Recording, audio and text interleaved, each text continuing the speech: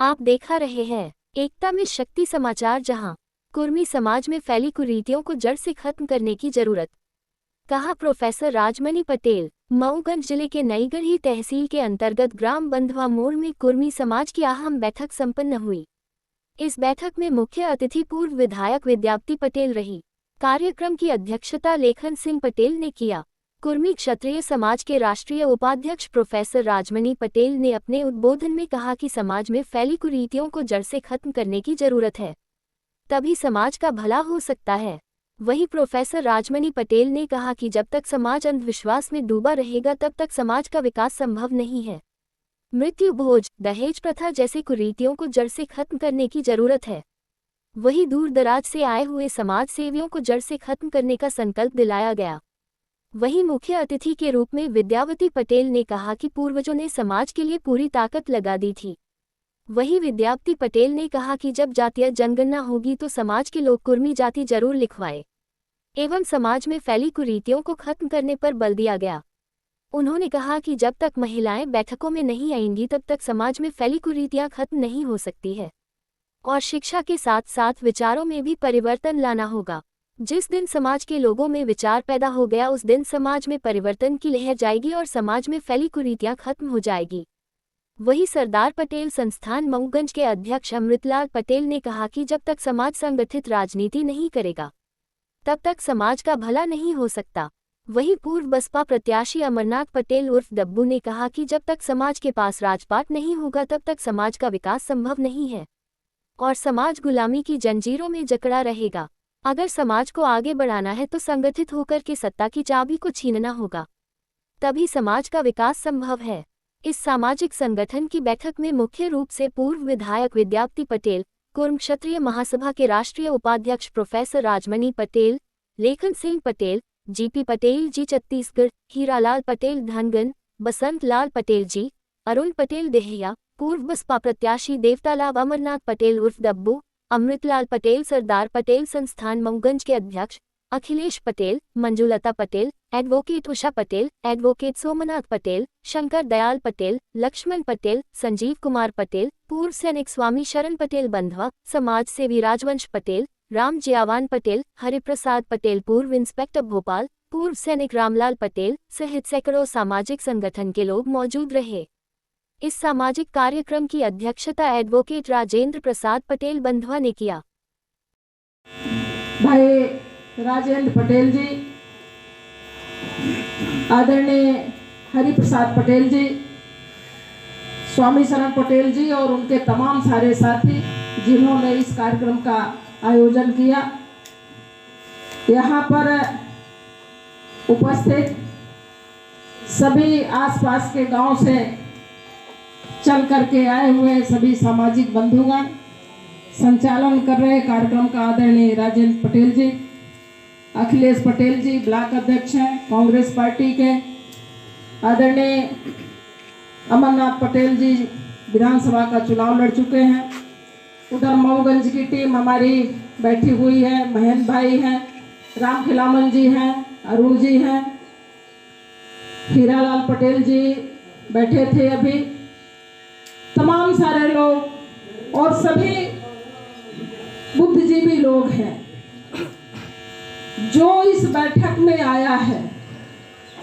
निश्चित रूप से कहीं न कहीं उनके दिल और दिमाग में समाज के प्रति ऐसी भावना है कि हमारा समाज कैसे आगे बढ़े, किस तौर तरीके से हम अपने समाज को संगठित करें।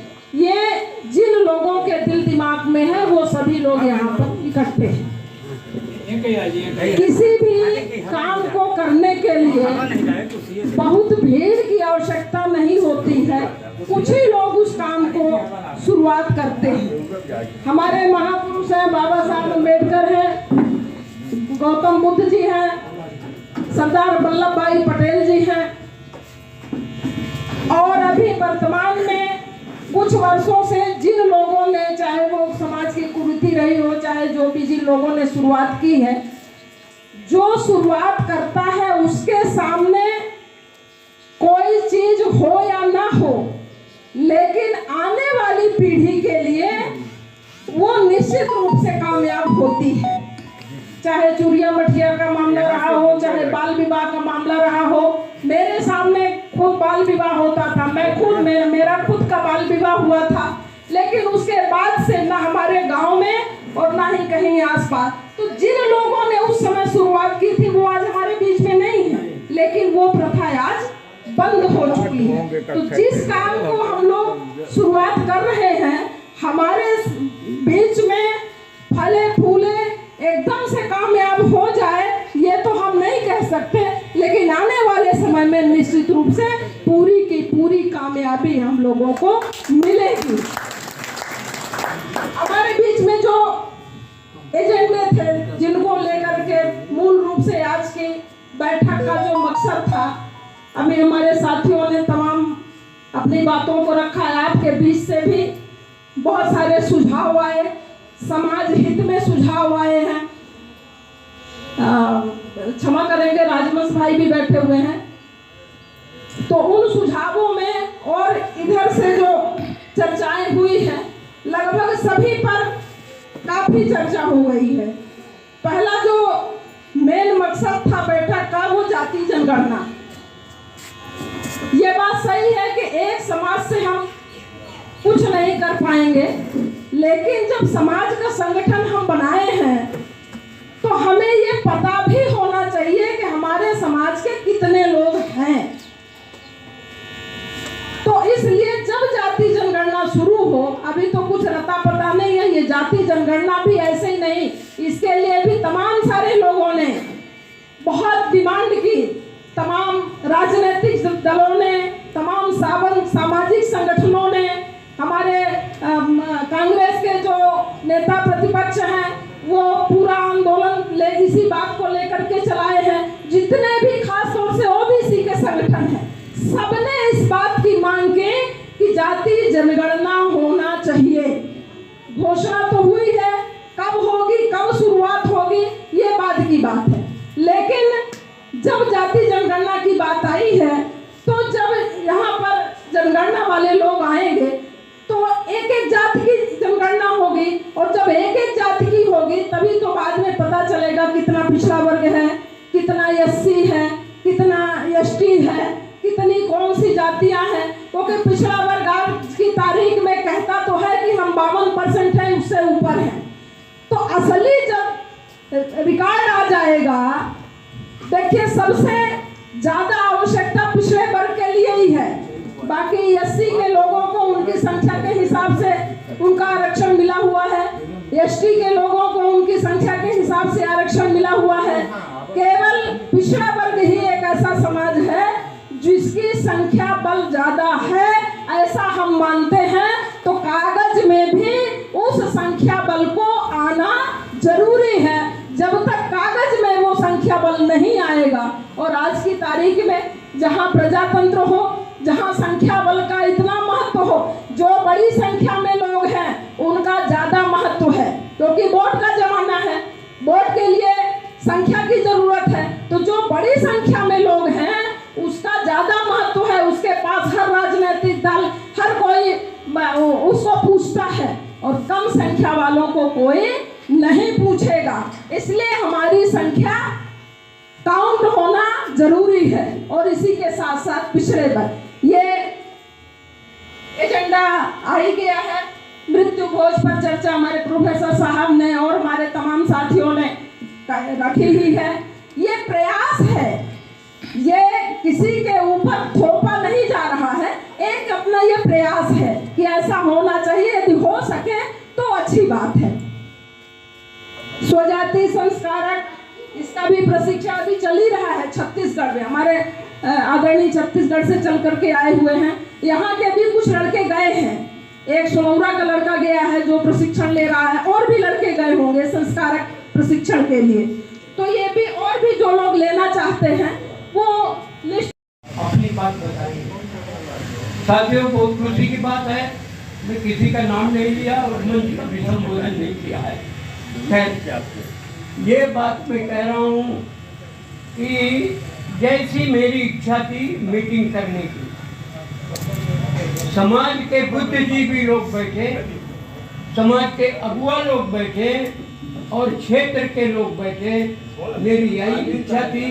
और थोड़ी सी बाकी है जो हर गांव के लोग नहीं पहुंच पाए, कम से कम हर गांव से एक एक लोगों की जरूरत थी। और यहाँ कोई राजनीतिक मंच नहीं था, कोई हमें वोट मांगने आया नहीं हूँ, मैं अपना संदेश समाज को देने आया हूँ, जिसके कारण हर गांव में मेरा संदेश चला जाए। जैसा कि किसी भाई जी ने कहा कि मेरे क्षेत्र में तो हर लोग जाति की कुर्मी लिखते हैं, ये बात 100% सही है। लेकिन इस सरदार पटेल संस्थान को स्थापित करके हमारे पूर्वजों ने जो रीवा जिला में और 17 मिला करके 13 फिरके थे, कोई सिगरौल तो कोई चंद्रौल तो कोई मठिया कोई बड़गैया, इस प्रकार के 13 फिरके थे, उनको तोड़कर एक किए हैं और एक दूसरे की आज रोटी बेटी के संबंध होते हैं, ये कम नहीं है। और मैं आज कहने आया था कि केवल सब कुछ लिखे, जाति के कॉलम में कुर्मी लिखना अनिवार्य है, इसलिए ताकि हमारी जनगणना में किसी प्रकार की व्यवधान न आए और हमारे रीवा जिला की सही जाति की गणना हो जाए। तो ये बात ठीक है, सभी लोगों ने स्वीकार किया है और हमारे ख्याल से जितने लोग बैठे हैं सभी ने स्वीकार किया है। दूसरी बात, मृत्यु भोज की जो बहुत देर से हमारे साथी सब विचार कर रहे थे, मैं कहता हूँ यहाँ सभी बुद्धिजीवी बैठे हैं, सभी पढ़े लिखे हैं, 80% भूतपूर्व कर्मचारी अधिकारी हैं। आप लोगों को सोचना है मैं किस काम में फालतू खर्चा करता हूँ। अगर रिसर्च करें आप दिमाग से, सबसे ज्यादा शराब में जी, अपनी समाज सबसे ज्यादा पैसे शराब में खर्चा करती है। तो अगर आप लोग अपने स्वविवेक से विचार करेंगे कि मैं किस काम में मृत्यु भोज में ज्यादा पैसा खर्च कर रहा हूँ, कितना हमें करना चाहिए, कितना नहीं करना चाहिए, ये आप लोग स्वविवेक से कर सकते हैं और ये धीरे धीरे अपने जगह में आ जाएगा, जैसा कि हमारे वरिष्ठ चाहते हैं। और ये रही बात तीसरी सुजातीय संस्कार की, तो उसमें काफी चर्चा हो गई। शिक्षा पर थोड़ा हम 2 शब्द कहेंगे।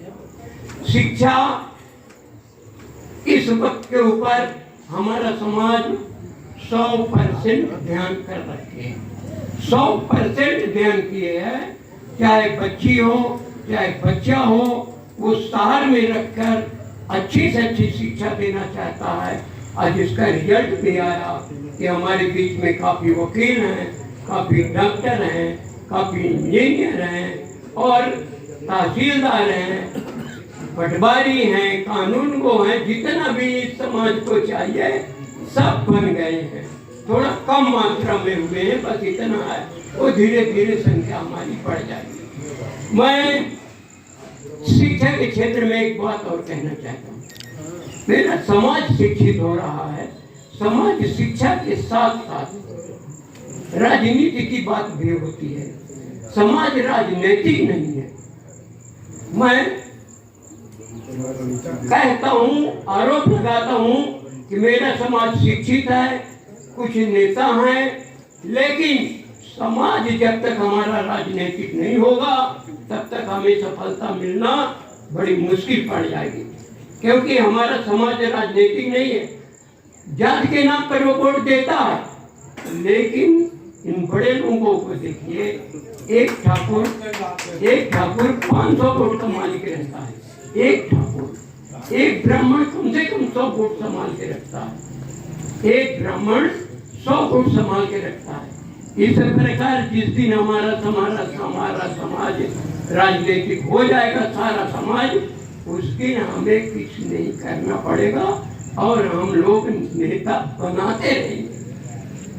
इसलिए मेरा निवेदन है कि ये सब काम होते हैं, पढ़ने लिखने के साथ साथ समाज को राजनीतिक की ओर भी जागरूकता करना है। और सारा समाज राजा नहीं बनेगा, अगर आप चाहें कि हम भी राजा बन जाए तो ऐसा नहीं होगा।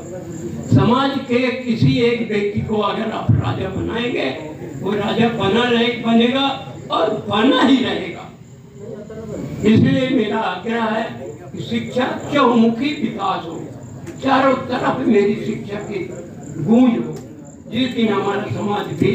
इसलिए मैं आप लोगों से निवेदन करता हूँ, सब यहाँ पढ़े लिखे बुद्धिजीवी लोग हैं, और मैं इसी प्रकार की मीटिंग चाहता था कि बुद्धिजीवी लोग आए और मेरा संदेश लेकर के, और गांव मोहल्ले में, और मैं जितने लोग यहाँ बैठे हैं, तो आप लोगों को यूपी से लेकर के और रीवा से सतना तक रिश्तेदारी है, किसी न किसी की सब रिश्तेदारी है।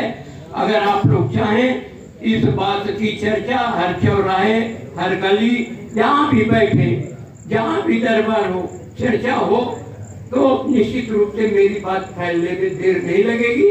2-3 महीनों के अंदर पूरी बात घर घर पहुँच जाएगी। इन्हीं शब्दों के साथ मैं चाहता हूँ कि अब ज़्यादा आपका समय ना लूँ, और सारी चर्चा हो गई है और हमारे पूरे वक्ता ने सब चर्चा कर लिया है। मैं पूरी बात यहीं से, क्योंकि मानव तो एक ही है, अंग तो उसी के एक ही हैं, सब वही दाना खाता, वही पानी पीता है, वही चीजें हैं, तो हम क्यों नीचे हैं? ये विचारधारा आती है। तो शिक्षा के माने में जैसा आया, शिक्षा के महत्व को समझा लोगों ने, शिक्षा का विकास हुआ। लेकिन यहाँ एक बात के लिए आपसे निवेदन करना चाहूंगा कि शिक्षित होना भर काफी नहीं है। आज आवश्यकता है विचारों में परिवर्तन लाने। अगर विचार में आपके परिवर्तन आया, MA, PhD, D.Litt, फला डिग्री है, अगर उसके विचारों में परिवर्तन समाज और देश के प्रति नहीं आया, तो डिग्री किसी काम की नहीं है। अगर कहें कि नहीं बहुत विद्वान है, 5 PhD है, 5 MA है, फला है, 5 वकालत है, क्या है, तो विचारों में परिवर्तन लाने की, सोच में परिवर्तन लाने की आवश्यकता है। और जिस दिन हमारे सोच में परिवर्तन आ जाएगी समाज के लोगों में, तो निश्चित रूप से चाहे आपके शैक्षणिक हो, चाहे समाज की कुरीतियां जो हैं, अंधविश्वास हो, पुराने अंधविश्वास हो, रूढ़िवादिता हो, सारी की सारी ये बुराइयां दूर हो जाएगी। इसलिए विचारों में परिवर्तन बहुत आवश्यक है। और ये विचार सीधे से जब भी फैलेगा जब हम संगठन के जरिए इस बात को एक साथ तैयार होंगे। तो वहाँ का जो मेन एजेंडा जिसमें था, ज़्यादा समय न लूँ, तो शिक्षित बनो, संगठित बनो, संघर्ष करो, ये तो ठीक है, सब चीज़ होगी। उसके साथ साथ शिक्षा के साथ साथ विचारों में परिवर्तन लाने की जो कुरीतियाँ हैं, रूढ़िवादिता हैं, समाज से हजारों वर्ष से चली आई जो बुराइयां हैं, उन बुराइयों को हम कैसे दूर करें, तभी हमारा, जिससे हमारा महत्व बढ़े। तो उसमें ये बात आई, पहले से भी चल रहा है, कुछ लोग लगे हैं कि जो हमारे यहीं से शुरुआत करते हैं कि हम जो शादी ब्याह कराते हैं, जो हमारी ये बहुत सा सारा पैसा व्यर्थ, अगर हम कुछ ट्रेंड करते, हमारे लड़के जो हैं हायर सेकेंडरी पास हैं, कुछ पढ़ लेते हैं, कुछ कर लेते हैं, तो ये मैंने पंडित से बात कर रहा था कि साल भर में तुमको कितना मिल जाता है, तो बोले साहब समय की बात है, जैसा जजमान जम गया, कभी 2500-50,000, कभी अच्छा मिल गया तो और ज़्यादा मिल जाता है। तो हमारे समाज के जो प्रशिक्षित, उनका नाम दिया गया है संस्कारक, पंडित नाम नहीं दिया गया है, उसका नाम दिया गया है संस्कारक। ये जोरों से काम चल रहा है छत्तीसगढ़ में भी। छत्तीसगढ़ में संस्कारक की ट्रेनिंग चल रही है।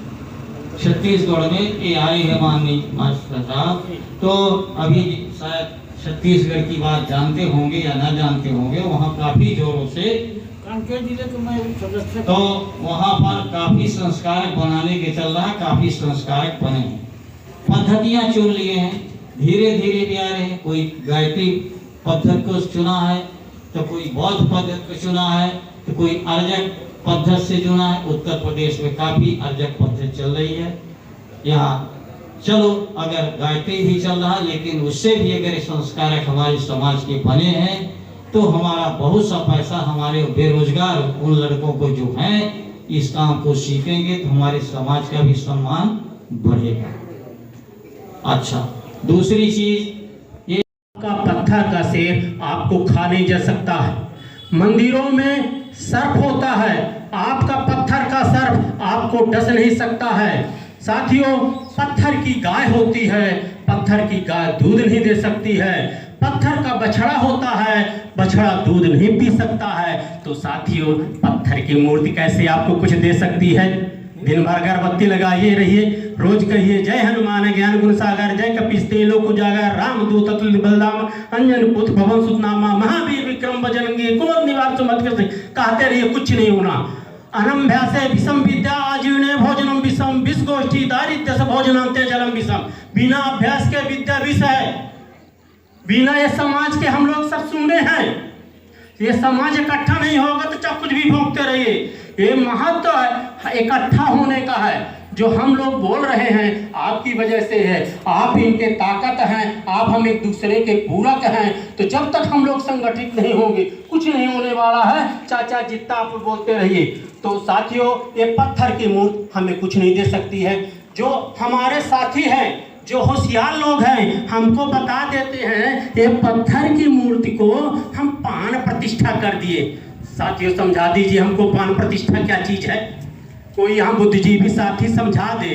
यदि पान प्रतिष्ठा में प्राण आ जाते हैं, ताकत आ जाती है, शक्ति आ जाती है, तो साथी अपने बाप महतारी जो खत्म हो जाते हैं, भाई खत्म हो जाते हैं, उनका क्यों नहीं पान प्रतिष्ठा कर देते हो, जीवित हो जाए। तो हम लोगों को एक समय तरह का अंधकार में डाले हैं पान प्रतिष्ठा बता के। पान प्रतिष्ठा कुछ नहीं होता है, वहाँ अपना समय बेकार न करिए मंदिर में। ये देखिए दुनिया को नचाए पड़ा है, ये देखिए दुनिया को नचाए बड़ा है। ये समाज कई बार इसका गोल नहीं पड़ता है। जो बोलोगे पढ़ाई के लिखाई के चाहे के बारे में बोलोगे, ये सब बताता है, ये सब बताता है, इसका कई बार गोल नहीं पड़ती। एक तो भी साथी गोल नहीं पड़ते हैं। उधर अध्यक्ष महोदय, संचालक महोदय खड़े हो रहे हैं, हमको इशारा कर रहे हैं। तो साथियों आधा मिनट और साथियों, पत्थर की मूर्ति हमें कुछ नहीं दे सकती है।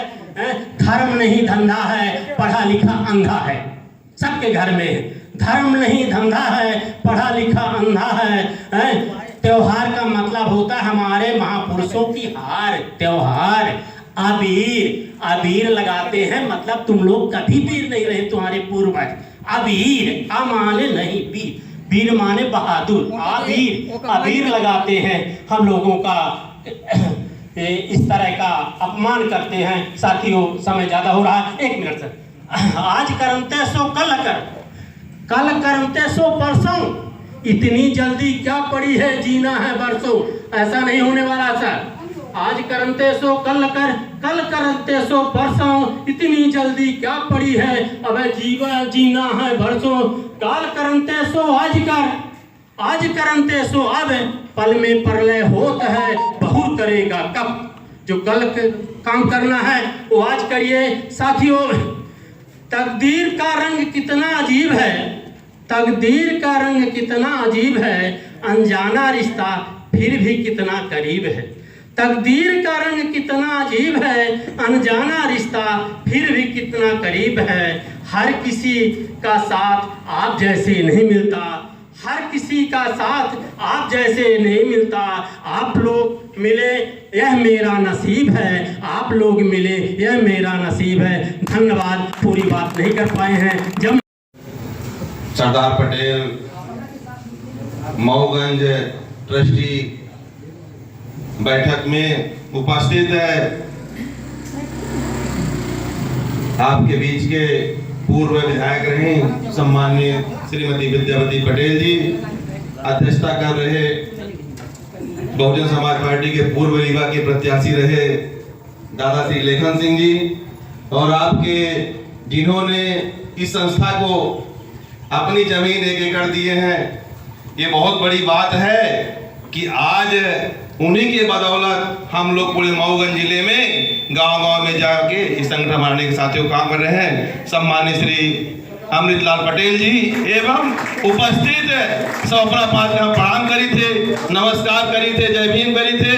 हमारे कहा का मतलब यह है, अब पूर्व वक्ता लोग शिक्षा, राजनीति की बात कहीं कहां न कहां। अगर हम पंचे सरदार पटेल जी का मानी थे तो सरदार पटेल जी देश के पहले गृह मंत्री रहे हैं।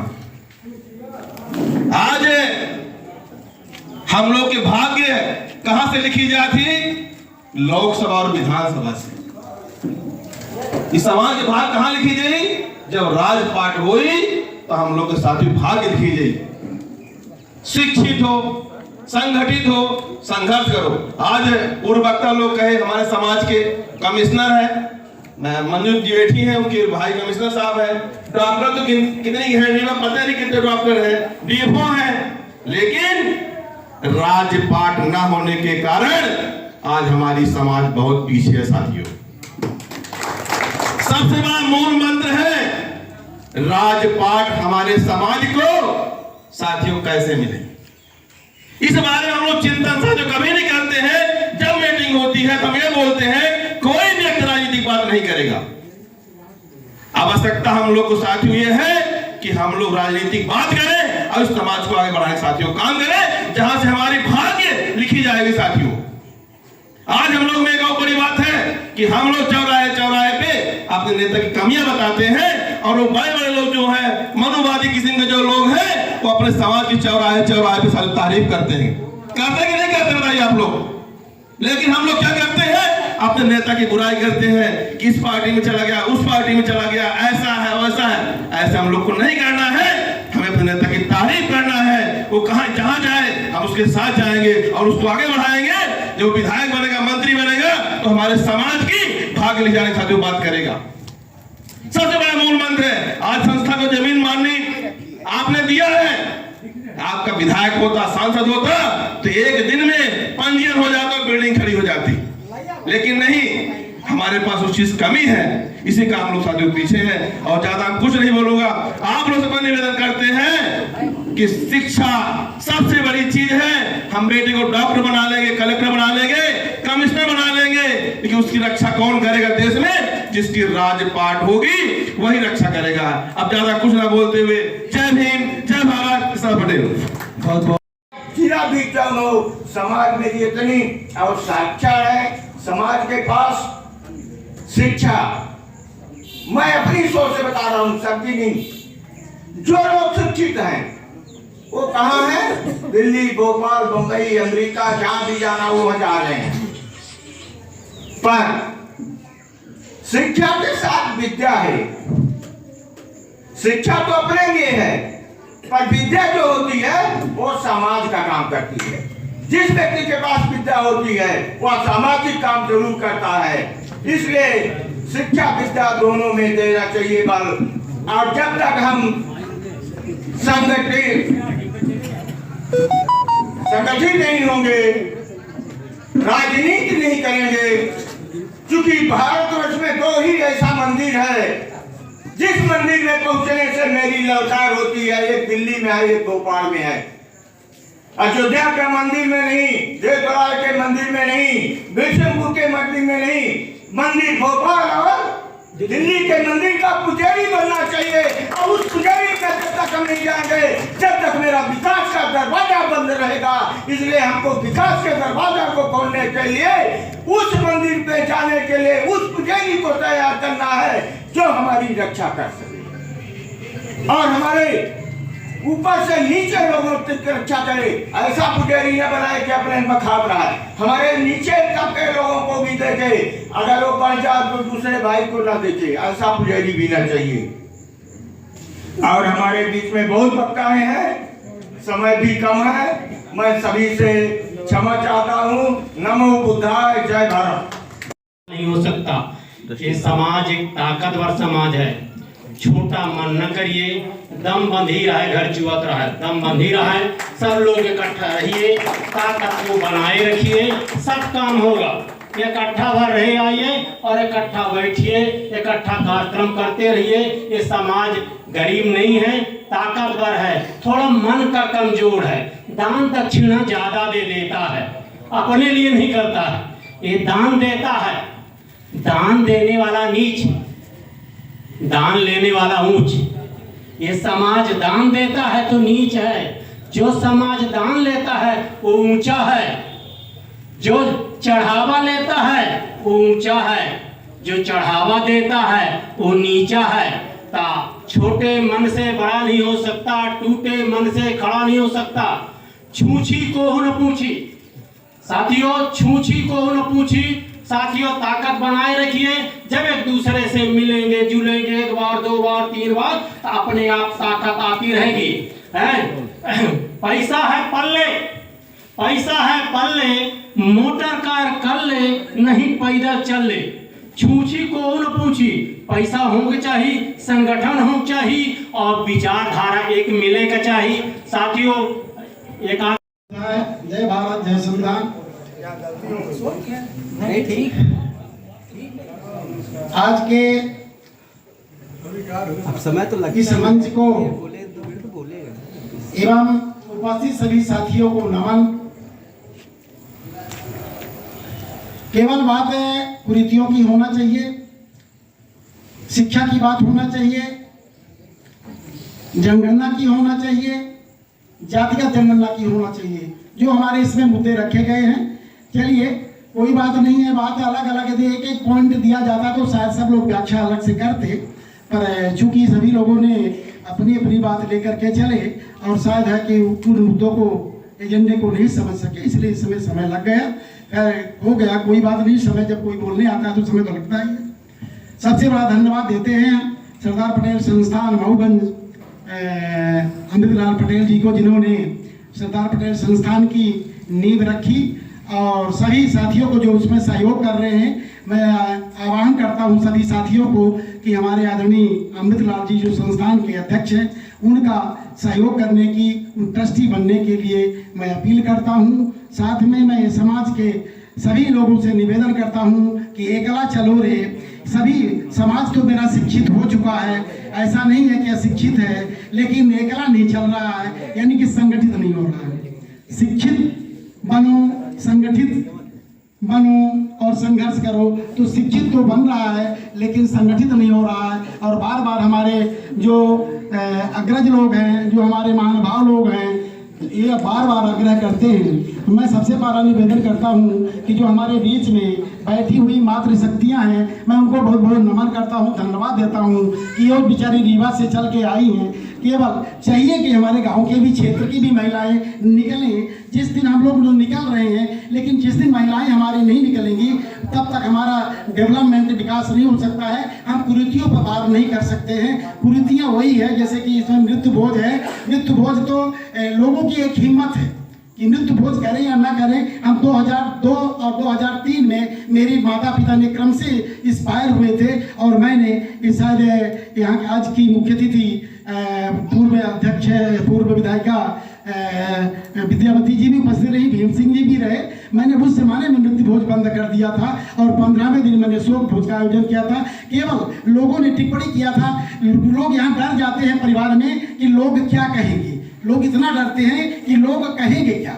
ये लोग नहीं कहते कि कुछ लोग हमारे भी फेवर में कहने वाले हैं। तो आपको मृत्यु भोज के बारे में इतना कहना चाहता हूँ कि थोड़ा सा कुरीतियों के बारे में आप लोग थोड़ा सा हिम्मत रखिए और अपने लोगों से ही पुरोहिती का कार्यक्रम कराइए। हमारे बीच में पुरोहिती प्रशिक्षण का एक ऐप चल रहा है, जिनको आवश्यकता है तो मुझसे कांटेक्ट करें और उसमें भागीदारी करें। फिर से एक बार मैं सभी को नमन करता हूं और यहीं पर अपने शब्दों को विराम देता हूं। जय भीम, जय भारत, नमो बुद्धाय।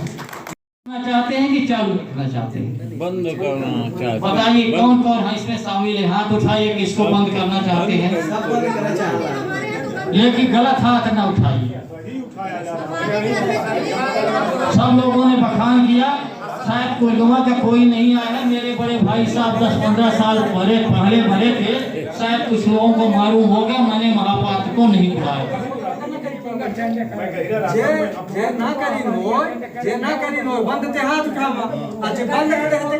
इसीलिए मैं निवेदन करा कि मौके पर कोई चीज आई, कंक्रीट कोई निर्णय लेकर के जाए तो वहाँ के लोगों ने वादा किया कि ऐसा काम समाज में होना चाहिए। बाकी ये हो ना बजाए तो वादा ये लिखा जाए, बंद किया जाए कि ना जाए, लिखे माने।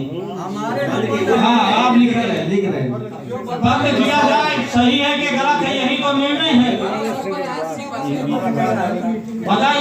मजाटी है कि नहीं, देख लीजिए मजाटी है कि नहीं। ये बंद कर। महापात्र को देना के बजाय बल्कि कहीं हम लोग क्या चालू किए हैं कि सरदार वल्लभ भाई पटेल अब खुल गया हम मऊगंज में, आप अपने क्षेत्र के मऊगंज में अमरीलाल जी के यहाँ एक कमरा बनवा दीजिए उसके नाम से, पिताजी के नाम से या जो भी हो उसके नाम से कमरा बनवा दीजिए, या आप 1000 के ही 3000 की आदत उसमें है हिम्मत में तो उतना संस्थान में दान कर दीजिए।